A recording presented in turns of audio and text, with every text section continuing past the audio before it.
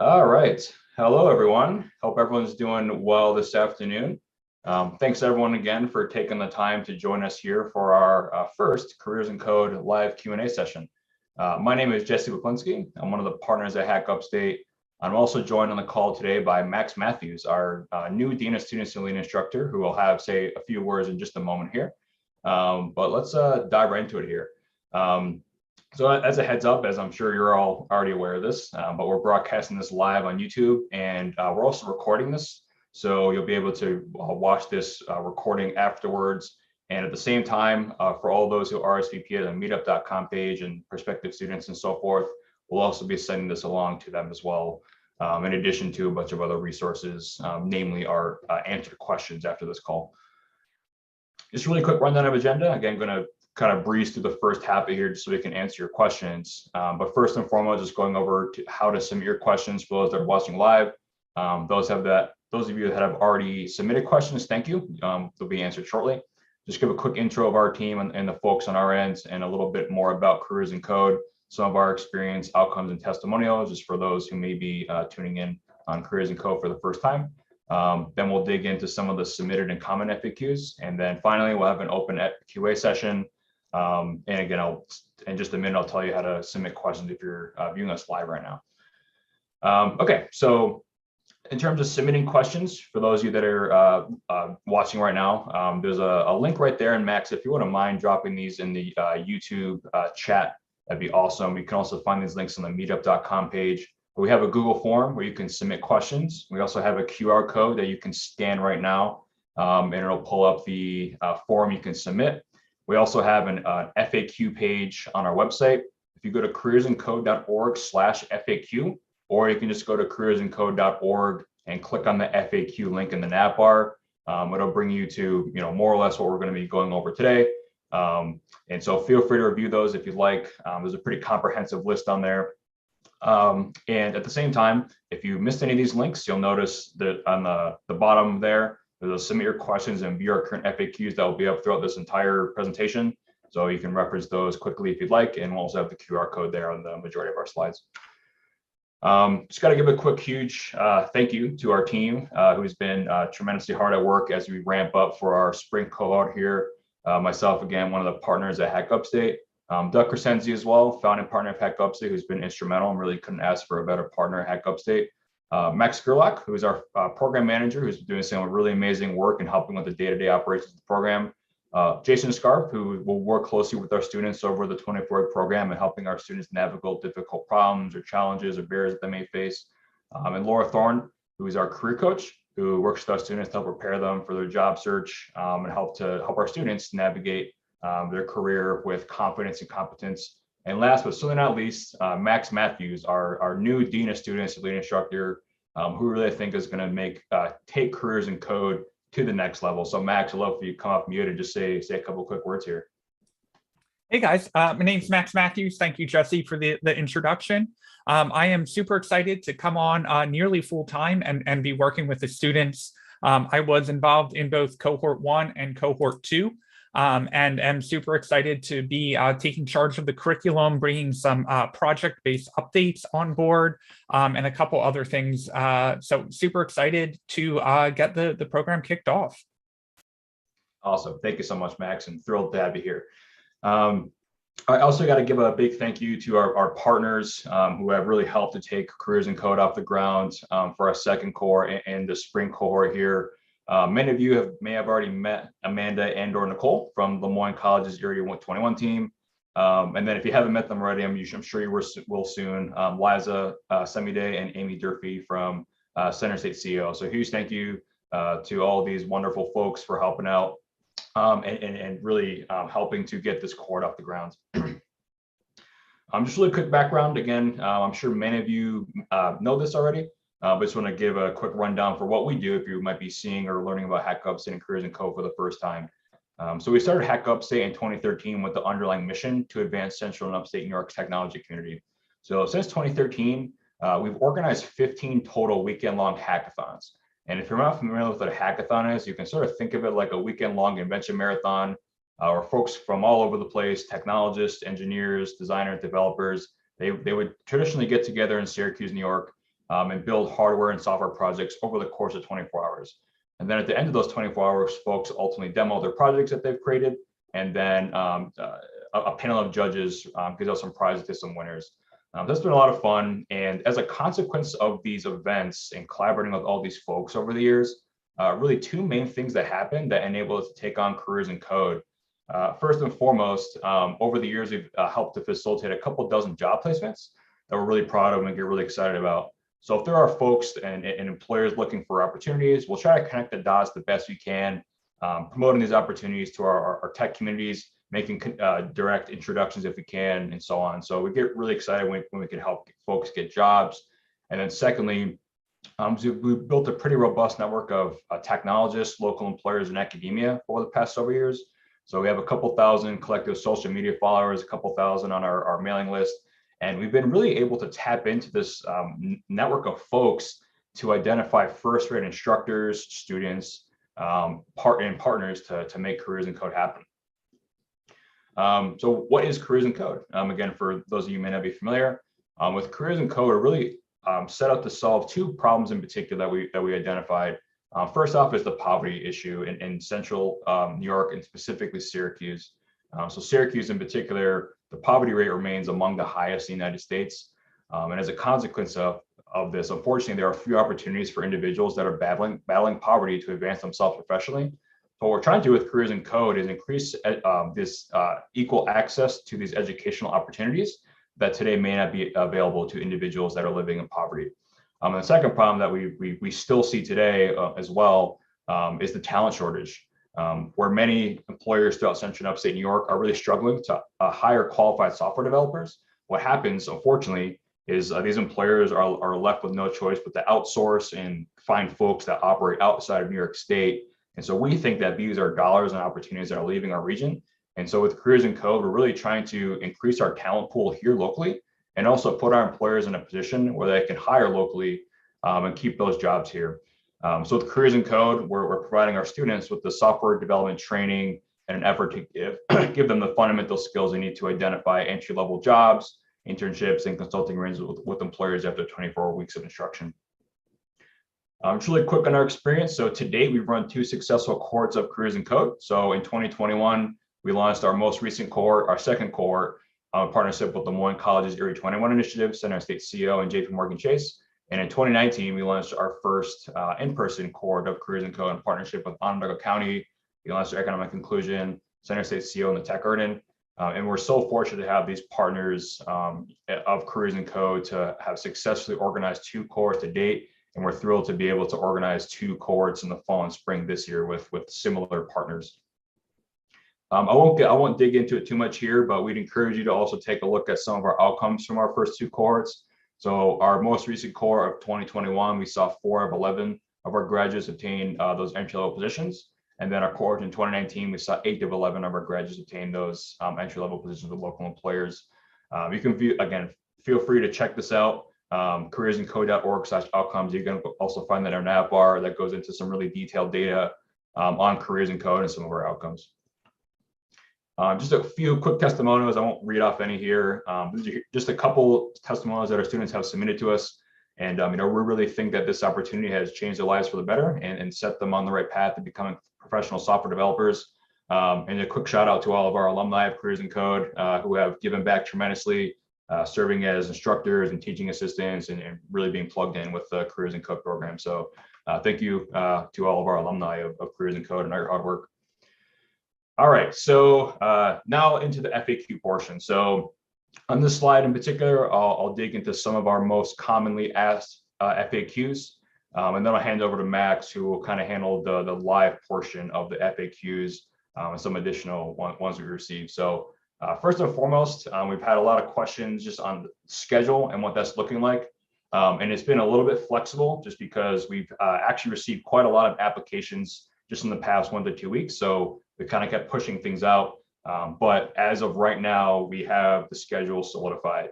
And again, I want to note that you can find all of these FAQs on our website, careersincode.org/FAQ. But here's the rundown for schedule. So the 13th, this Sunday at midnight, is when our application for students closes. The 15th is when we intend to, March 15th is when we intend to have final decisions on student acceptance. And prospective students will be notified by email if you are admitted or not admitted. And then Thursday, March 24th at 5:30 p.m. is when we're targeting our program kickoff and orientation. So you'll get your laptop then, have a little get together, get to meet all your other students and partners and so forth. And then Monday, the 28th is our first official day of classes. And then the course will go over a total of 24 weeks, with the final day of class right now being on September 8th. So that's what the schedule is looking like, just in terms of the rundown for that. In terms of, we had some folks ask what happens if you can't meet the admissions deadline. If you think you're not going to be able to meet the Sunday deadline, we already have some students who have scheduled some interviews into next week. That's okay, but we need to know as soon as possible. So if you feel as though for the take-home technical assessment, get all the parts in the admissions process, if you can't meet that by Sunday at midnight, please reach out to us and we'll work with you on a case-by-case basis depending on our situation. We have some flexibility, but right now, again, we are targeting Sunday at midnight, for the admissions deadline. So reach out to us, myself or Max, if you can't make that deadline. Next question here: will there be days off for holidays? Short answer is yes. Memorial Day, Labor Day, every major U.S. holiday, we'll have classes off for those days. In terms of services and support we offer to our students, I'll try to get through this pretty quickly here, but first and foremost, all students are admitted that are admitted on grant sponsorship are offered a full tuition scholarship for both the fall and spring cohorts of Careers in Code. So with that, comes no tuition cost, of course, and then some other resources and supports.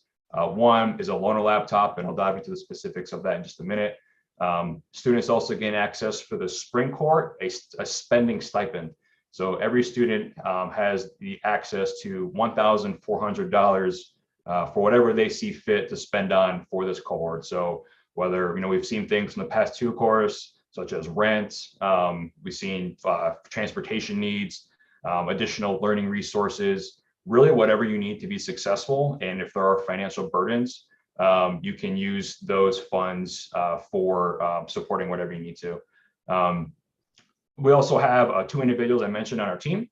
One is our student success representative, who will help you over your 24-week course navigate potential barriers, challenges, hurdles you might have. So, Jason will be checking in with you every 2 weeks at a minimum, just to make sure, hey, how are things going? And then also help do whatever they can, do whatever he can to help support you and get you over the finish line for the program. Also offer, again, Laura Thorne, our career coach, who will work with you and make sure that you're gearing up for interviews, resumes, mock interviews, cover letters, LinkedIn, building your brand, all that stuff. So that's something else we offer, and we're thrilled to be able to provide. And the last thing we offer is just overall community involvement, and also Center State CEO's Tech and Culture Network. So one thing you'll get involved with, and what we'll have in a program, is a handful of different guest speakers who will share their stories and experiences and their journeys, and also some technical workshops here and there. So you have some guest speakers that'll come in. You can connect with them, see if there's networks that you can tap in through them. And then at the same time, we also have Tech and Culture, which is Center State CEO initiative that's focused on the tech industry and is dedicated to community engagement efforts that promote diversity, inclusion, and tech. So they host a handful of events, and you'll be plugged into that network as well. That's what we offer in terms of services and support. Just some of the things you can expect when you enroll. Digging a little deeper into the loaner laptop, because we have some questions on this. So all students that are enrolled through grant scholarship ultimately receive a MacBook that they'll be able to use over the 24-week program. And then right now, the plan is you'll return that upon completion. However, for our second cohort, we were able to identify a partner that was actually able to cover the cost of all of our laptops. And we're hopeful we'll be able to identify and work with that same partner for this course. So hopefully we'll be able to keep your laptops, but I don't want to promise anything, but that's what we're hoping we'll be able to do for our students. And we've also had questions if you can use your own laptop. you're welcome to do that, but we would really recommend utilizing the loaner laptop for the program, just to have a reliable machine, up-to-date specs, and et cetera. Next up here, for how classes will operate in the hybrid setting. So the, excuse me, we plan to alternate classes between in-person and virtual for this cohort, based on the lessons learned from operating a mostly fully virtual cohort in 2019 and a fully virtual one in 2021. We think this will hopefully create the best experience for everyone. So right now we're planning on for odd number weeks, so weeks 1, 3, 5, 7, et cetera. Those will be in person, and then the even number weeks 2, 4, 8, 10, et cetera, will operate in a virtual setting and have classes either over Zoom or another service here. Now, of course, this is subject to change depending on student preference. So if you guys are finding, hey, in person is what I prefer, virtual is what I prefer, right? We're trying to, do both to kind of see what works best. But the biggest thing that's going to indicate if we go fully virtual is COVID-19 restrictions. Right now, as far as we know for venue, like we're in the clear, but that is subject to change. Operating protocol for classes is subject to change, just depending on how that kind of shakes out. And then for the in-person classes, where they'll actually be held, and how to get to the venue and so forth. So classes are currently going to be held in a conference room at Common Space, and that's located at 351 South Warren Street in Syracuse. And we'll give you the full rundown, for admitted students and how to get into the venue and so forth. But there's a door code essentially we'll be granting to all the students to get into the venue. And then, Max will be there and TAs will be there to help you out too if you can't get access to the building. But there's a door code, and first day of class, I'll be there to walk you through and make sure everyone's in the venue and so forth. But those are the most common FAQs that we've received to date. So hopefully that was helpful. And at this point, I'd like to hand it over to Max here to cover some of the questions that have either come in and a couple that were submitted. So Max, if it's cool with you, I'll put myself on mute and you can dive in here. Awesome. Perfect. Thank you, Jesse. And I just wanted to throw out a note that if you have any questions about any of the comments Jesse just made, or you have questions coming up, feel free to submit them on that link down at the bottom of the screen.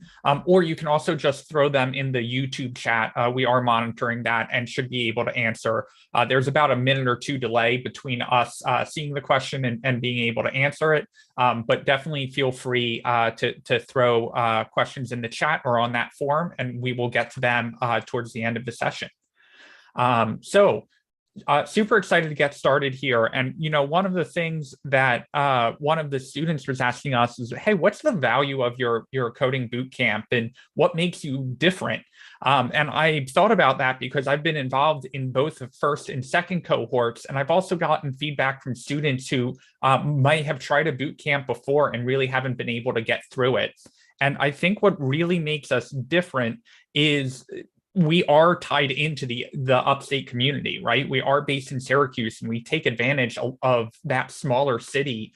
A lot of these resources are available out there, and it's all about collaboration, not competition, which is so great for our students to really be able to benefit from that. So we don't, dump a curriculum on our students and then run. We are live 12 hours a week working with you, 3-hour courses Monday through Thursday. And then we also have office hours and one-on-one sessions available. So we're right there with you going through this program, and the entire Hack Upstate staff, from career coaching to student success coordinator to program manager to me as head instructor, to Jesse taking care of all the logistics. This is not something that you're going to just get involved in and the 24 weeks is going to, be easy. It is a boot camp and it is really intensive. But the amazing side of that, and leading me into my first question here,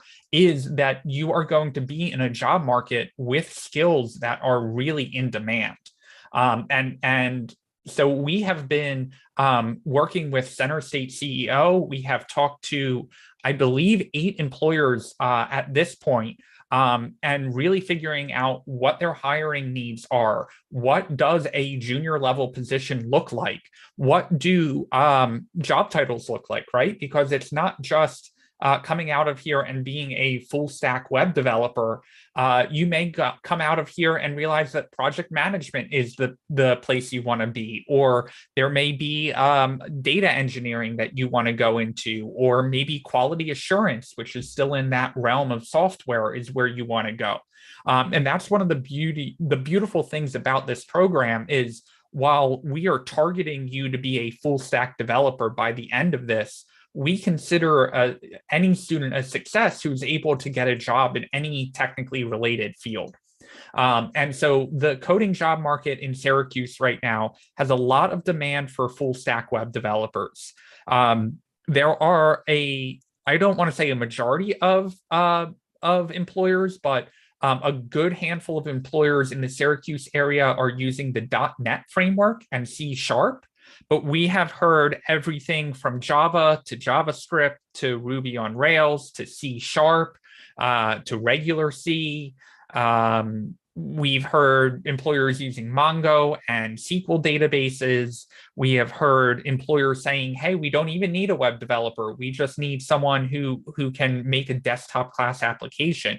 It's really wide-ranging what the coding job market looks like, not only in Syracuse, but also across the country. And I think that's one of the amazing things with this pandemic, is that we've proven remote work can actually work, and it is going to be ongoing past the pandemic. So the current job market in Syracuse, Hack Upstate has definitely kept a finger on the pulse and making sure we understand.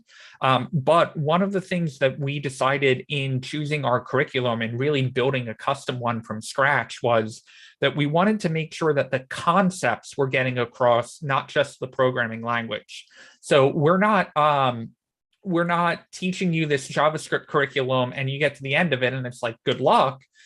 We try to make sure that the way the teaching approach that we take to this is, even though you're coming out as a full stack JavaScript web developer, you can take those skills and translate them into other languages and frameworks you may need in the job market. One framework that we teach and is in high demand is React right now. Angular and Vue are two other ones that a lot of employers are switching over to. But the beauty of learning a framework, especially a modern one like React, is that you can interview and say, oh, I noticed you're using Angular in your job description, and at your company, I know React, and I'm ready to go ahead and translate those concepts and skills into the exact frameworks and languages that you're using. So I think I just covered the first three questions there. Of the coding job market is definitely very varied, but we are in constant contact with employers and understanding what the demand is. And fortunately, graduates of the program are poised to transition right into the job market in Syracuse and have employer introductions and all of that set up.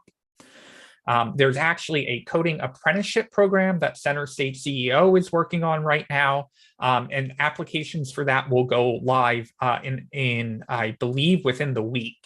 But that is a perfect program to go through all of Hack Upstate and then go through Careers in Code, complete the 6-month coding bootcamp, and seamlessly transition into that program. So lots of great opportunities coming up. Job market is definitely looking for web developers. There are defense contractors that are doing engineering work that is not web developer based, but we definitely try and set you up for success here in being able to take the skills from the coding bootcamp and web specific skills and be able to translate that into not only other programming jobs, but also tech adjacent jobs, right? So maybe not software engineering, but quality assurance or data analytics or database engineer or even project management. So there are a lot of skills here that are translatable to similar fields. Languages and frameworks, what we see in most demand, we have decided to teach a JavaScript stack. So we teach vanilla JavaScript to get started. HTML and CSS. And from there, we try and round out our front end curriculum. One of the major changes we're making in cohort 3 is making the cohort more project-based. So as you're going along, you'll actually be building out your portfolio. So when you get to the end of the coding boot camp, you don't just have a certificate, you actually have projects to be able to show off to your employers, to potential employers. And that is going to be showcasing the languages and frameworks that you are learning over the course of this program. So HTML, CSS, vanilla JavaScript are the 3 languages that we start with.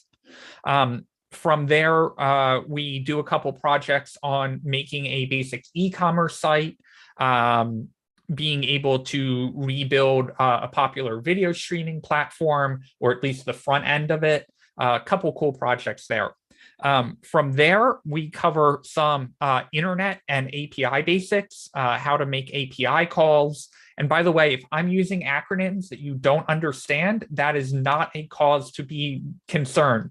I've been a professional web developer for over 10 years now, and there are still acronyms where I'm like, what does that mean? So in week 1, we do cover how all of these puzzle pieces fit together. Why are there so many puzzle pieces? Kind of what does that map look like? So from there, sorry, I am a very tangential person, and it can be entertaining as an instructor to go on tangents. But so from there, we move on to some backend concepts, how to use a backend web server to respond to database calls. We cover introduction to SQL and database design. And then from there, we go back into projects and really start pulling everything together. So our stack is fully JavaScript. It is a very modern web stack. And even though it may not be the exact stack for the employer that you're interviewing with, that is a very quick thing to pick up. And because you have kind of chugged up your learning speed over the course of the boot camp, it kind of is a seamless transition to an employer to be able to keep that learning going and taking all those concepts that you've learned, and apply them to your new career. I'm going to take a quick breath there. If anyone has any questions, feel free to throw them in the YouTube live chat. Or we also have our Q&A form with the slides live, with the link live on the screen. Thanks, Meg. I'm going to go ahead and stop sharing, Max. The only other question I wanted to hit home on, just while this is still presenting, salary ranges. That's a great question. So we've seen just from our past 2 cohorts, we've seen the lower ends be around 40 to 45K, where the upper end is around 55 to 60K. But the large majority, with the median being right around 50K starting salary is typically what we see coming out of our program. So just wanted to hammer that last one home. But with that, Max, I'm going to stop sharing. So, you can feel free to take it back away whenever you're ready. Sure. Yeah. And I would just clarify on that. The salary ranges are definitely common starter ranges around that 50, 55K.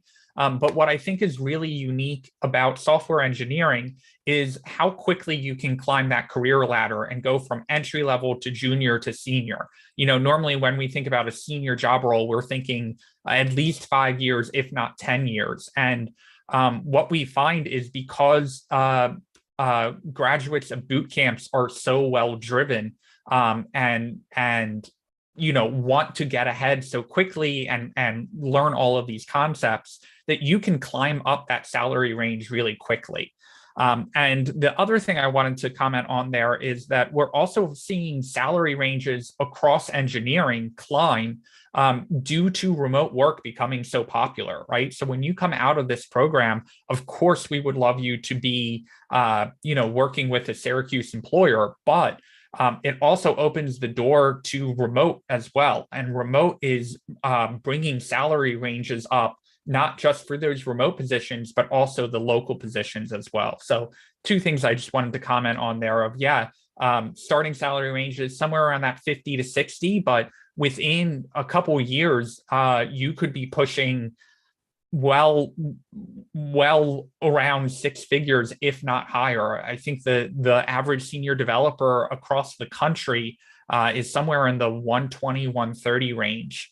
So it's pretty easy to over double your salary from when you get started. And I don't want to blow anyone away there, but those are definitely numbers that you work your way up to. That's not something that you'll graduate the boot camp and go right into a six-figure role. But it is amazing how quickly it can go from there. Thanks, Max. Appreciate that. Yeah, no problem. One other question was, how do you see the job market changing in the next few years? And I touched a little bit on this about blog post on the Hack Upstate Medium announcing me coming on as Dean of Students. And I really just wanted to hammer home there that change in remote work, it has gone from, oh, wow, you're so lucky to work remotely, to, oh, everyone needs to work remotely due to the pandemic. And now we're starting to see the pendulum swing back, right? And we're starting to see employers saying, oh, well, you can work remotely now. And so I think that is going to have major impacts on the job market. And I think mainly to benefit Syracuse. There are a lot of engineers now in cities saying, hey, why do I want to pay, astronomical rent in New York or San Francisco when I can move to upstate New York, pay a quarter of the amount for a house or for rent and get 4 times the space.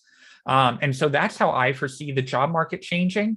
The other piece of that is, of course, the technical piece as well, which is languages and frameworks are always evolving. And if you had said, what's the dominant language in Syracuse 10 years ago, the answer would have been completely different than the languages used today. And so I do foresee companies, we've seen the shift from, hey, all of our work is done on our desktops and we have shared network drives and that's how we collaborate, to, hey, everything is moving to the web. And our web servers are how we interact with everything, to, hey, we don't have those servers on our premise anymore. We're moving everything to the cloud. And that's one of the things that we'll touch on in our curriculum is, how do you deploy to the cloud? What is the cloud? What does that actually mean? And then finally, we see a lot of work in the future going to what we call Web3 and blockchain, right? Which we don't get into too much in our curriculum, but we definitely, we'll touch on that a little bit. And I think the future is headed there. But when I say the future, I'm talking 10 or 20 years out. So a lot of the big push recently in companies has been moving away from what they call monolithic code bases, meaning these code bases that are hundreds of thousands of lines and hard to navigate and impossible to all keep in your head, and making a move to microservices, which is, hey, how can we create these little snippets of code that will be easier to maintain over the long run and easier to scale up as well.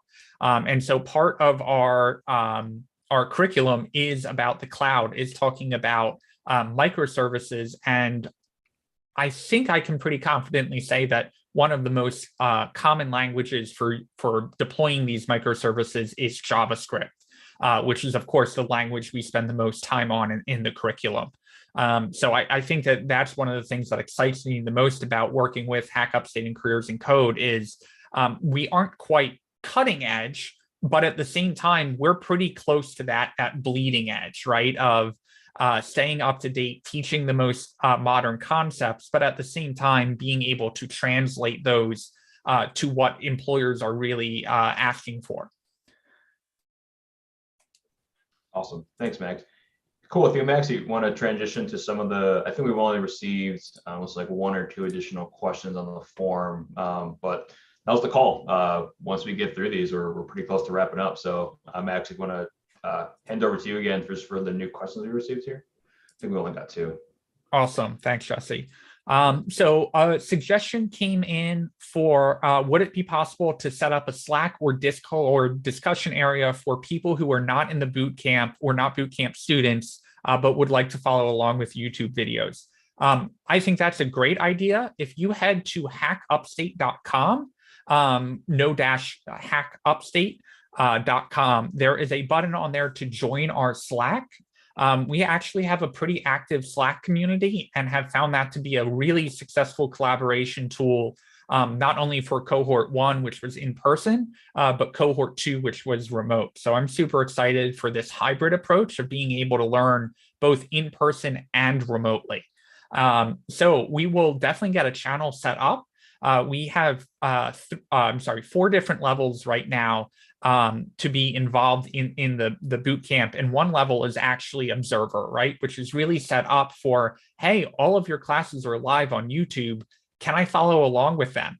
And so we can definitely set up a cohort 3 observer channel, and we'll post a note in general. When that channel is created, we'll get that set up this weekend. And so you can follow along and be part of the Careers in Code community, which we would absolutely love.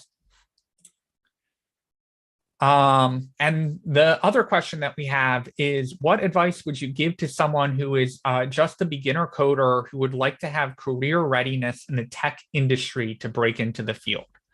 The biggest advice I can say there is have a project portfolio. I am a CTO of a local tech company. I have probably done over 500 interviews in my career. The tech hiring pendulum has swung back and forth over the years. We have gone from major employee demand to major employer demand. But the job market is so incredibly hot right now that I think the biggest things that I'm looking for in a new hire is, show me something you have built, right? Having the coding bootcamp certificate is great, but there are so many coding boot camps out there. It's tough to differentiate yourself. And so what I want to see is, hey, your education experience is great, your job experience is great, but I want to know what you've been excited to build. I want to be able to click in to your website and have links to projects and also links to projects where I can actually play around with it, right? I don't want to just see your code. I want to see your code running. I want to see what you've done. And I also want a README, right? I want a paragraph description of what you built, how you build it, maybe what your next steps are. And those are all things that we will hammer home over the course of the curriculum. One of the things that we're doing is injecting, I think, 4 or 5 different project weeks. And the project weeks are a chance to kind of pump the brakes a little bit, right? We're learning at such a fast pace. It's easy for content to not sink in, right? To roll off, to not have time. And so one of the things that we're doing is building in these project weeks to give you a chance to really catch up, a chance to build out your portfolio and have a chance to work on individual and group projects, in addition to having time to work on your capstone, which is a project you work on over the entire course of the curriculum. So the biggest advice that I can have is have a great portfolio for someone trying to break into that career. It is very hard to assess technical level. And one of the easiest ways of doing that is showing that you can actually build things and have them live on the internet. The other piece of advice I can give is stand out. When you apply on Indeed or LinkedIn or Monster or any of these job platforms, you are going to be one of maybe 100 candidates, if not more, especially if that's a remote position. And it's very hard to stand out from your resume alone. A resume uploaded in the PDF format that is somewhat unique is definitely a good differentiator. But one of the biggest pieces of advice I can give is reach out to the employer. Don't just apply for a position and think you're done and wait to hear back from them. Go find that HR person who had posted the job. Go find your potential manager. Reach out to them and say, hey, I love what you're doing. This is why I'm excited to work at your company. I really hope I get an opportunity to interview. be that standout applicant, because otherwise you're just going to be a list, a name in a list of applicants, right? Of people who have spammed the apply button and just gone apply to every different job. With that said, that is just the tip of the iceberg. I can definitely give career tips, but one of the great additions that we had to cohort 2 was bringing our career coach, Laura Thorne, on board. And she has a great program that is several different modules of how do you stand out, how do you get in employers, how do you build confidence. And one of my favorite things to do in the program is mock interviews. Hey, what happens when we put you in front of an employer? How do we get over the nerves? How do we get that practice together? And then the flip side of that is also, how do we prepare you for the technical interview, right? This isn't just learning technical skills. It's making sure that you're polished and that you have the confidence to go in and do a technical interview and be prepared for questions, or building something on the spot, or completing a technical coding test. So there are so many aspects to that. And I think that that's one of the great things about the Hack Upstate team behind Careers in Code is it's not just 1 or 2 people who are pulling this program off. And we have gone through it. We have had so many students provide feedback to us, and we really try to use agile methodology to rapidly iterate on that feedback and bring that feedback in maybe to the next class. And if not the next class, by the end of the program, really trying to improve on what you're learning. So I'm very appreciative of the team behind Careers in Code, right? No one person can pull off a program like this, but that community aspect is really something that propels our students forward, and really make sure that you're staying on track. Awesome. Thanks, Max. Very well said. One other just final thing I'll kind of add, just for folks first starting out, and one other thing I will just say, like the large majority of our students have little to no experience in the comments. So I just want to say, like, no experience required for Careers in Code. And I'll keep mine pretty short, but it can get really hard coding. And the good news is you have people like Max, you have this amazing community of other instructors and teaching assistants who will be there to support you throughout your journey. And when it gets tough, you'll have people to help you. One thing that I'll just kind of tease it now, because I'm sure Max is going to have a whole lecture on it, is imposter syndrome. It's a real thing. Everyone faces it. And all you can really do is push through. And it's a weird thing to kind of say as you go through your journey, but you kind of have to say it out loud. Like, I'm transforming into a software developer. And then when you graduate, you can now say, I am a software developer, right? And just having that skills and that confidence. So I just wanted to add on that one final thing there, Max. Yeah, great note. And it's funny.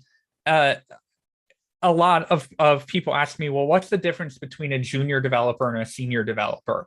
And some companies do it based off of number of years, but that's not really a good metric for figuring out, hey, am I ready to be senior? Am I ready to take on other students? And I don't think that the sign of a senior developer is when you stop asking questions.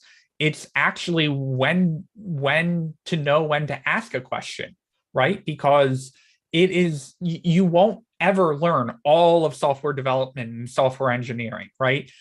You may learn new skills and new frameworks that come around. And if you are not continuously learning, even after the boot camp and into your software development career, if you don't continue to learn, it's not that you're stagnating, it's that you're falling behind, because the industry is moving forward with or without you. And so you really need to try and keep pace with that. And all of that adds to the imposter syndrome of, oh, I'm never going to learn this, or, there are always going to be new things.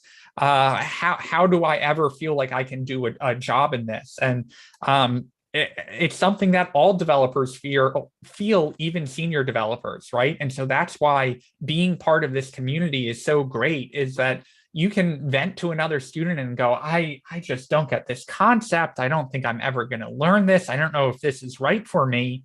and you will hear deafening support from your fellow students of, I'm feeling the same way. How do I ever get through this? How do I ever learn it?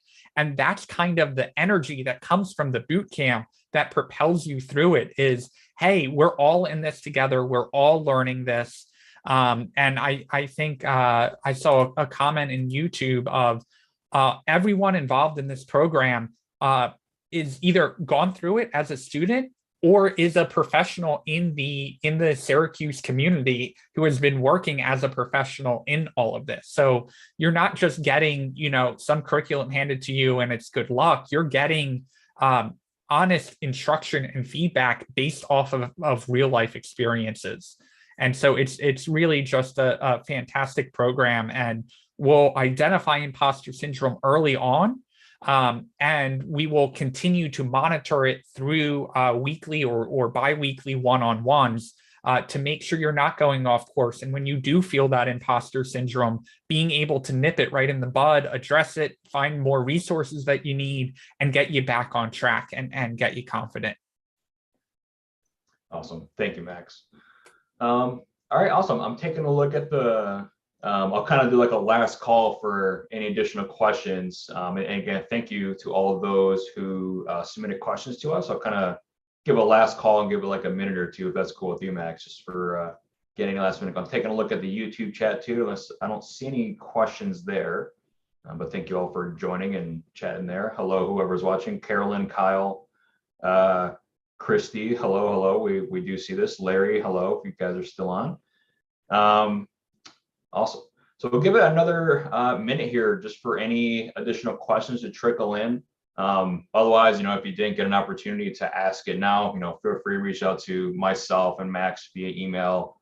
Again, that's, and in fact, what I'll do is I'll just put in the chat real quick as well, just so everyone has it. And basically everything Max and I said in some capacity is on that page. So I'll just throw that in the chat as well, just FYI. Give it another 30 seconds here, unless there's anything else you wanted to get into or go over, Max. Yeah, I think it was asked, and I'm not sure if we gave an answer on it, but the start date for kickoff and start date for classes, Jesse, if you want to touch on that. Yeah, absolutely. Yeah, so and let me hammer that home too. Yeah, so in terms of schedule, so we're planning to have our kickoff for admitted students. So that'll be on Thursday, March 24th at 5:30 p.m. Again, you'll get an email confirmation, with these dates explicitly if you are admitted. That will be held, and this part I didn't mention, but this will be held at Lemoyne College in the James Commons building. Again, for admitted students, you'll get all this information. And then first day of classes will be March 28th on Monday. And then that will be held at the Commons Space venue I mentioned. Again, we'll be relaying all this information to admitted students as well, just with the detailed itinerary of kind of what to expect when you are admitted.